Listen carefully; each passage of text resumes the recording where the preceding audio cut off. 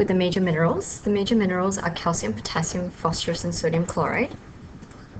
First one, calcium. Calcium works with phosphorus and vitamin D to form strong bones and teeth.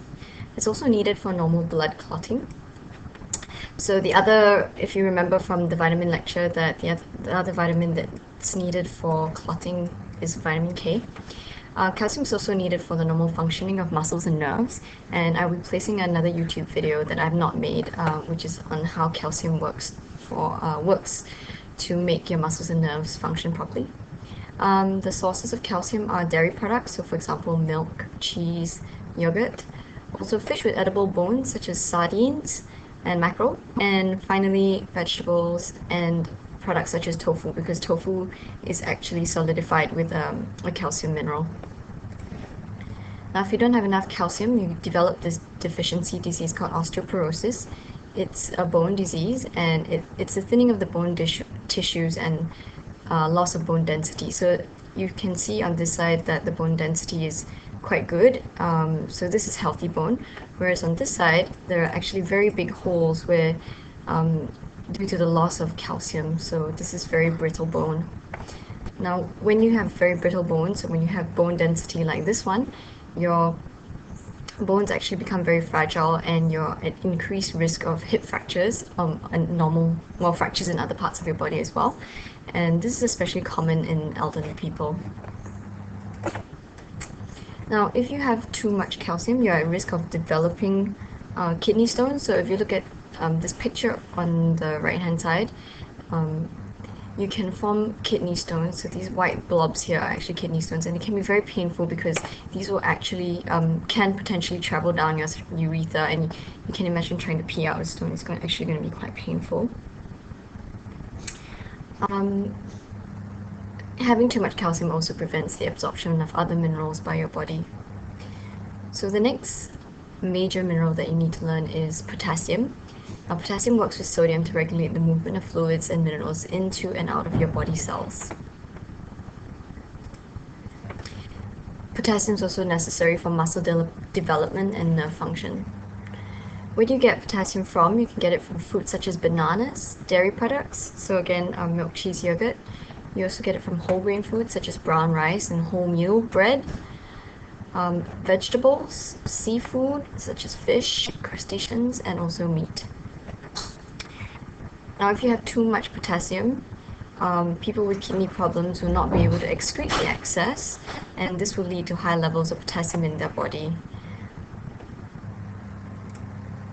And because potassium is actually needed to control the functioning of cells and nerves, this can actually lead to a heart attack, because the heart, which is a giant muscle, won't be able to contract properly.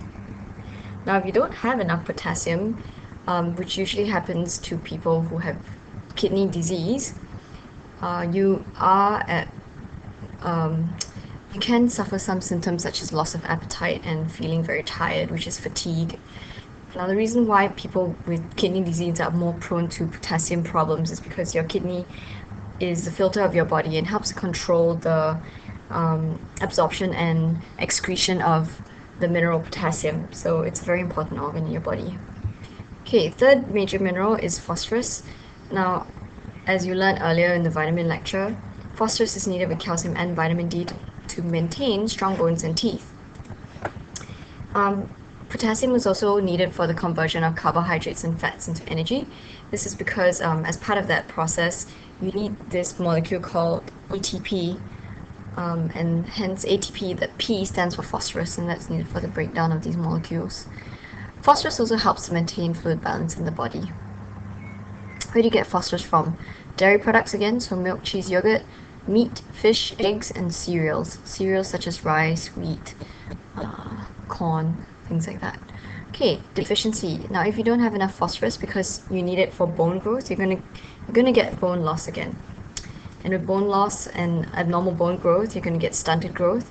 And of course, since you also need it for teeth, you'll have poor dental health. Okay, Again, toxicity is related to kidney disease.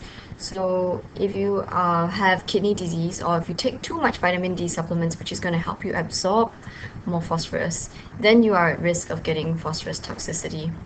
High levels of phosphorus in your body can actually cause spasms and convulsions, so very scary. Okay, last major mineral is sodium chloride. This is the one that you're probably most familiar with. It's also the common name for sodium chloride is salt. Now, chloride is needed for formation of hydrochloric acid in your stomach. You would have learned that in digestion. Now, sodium also needed for the control of nerves and muscles.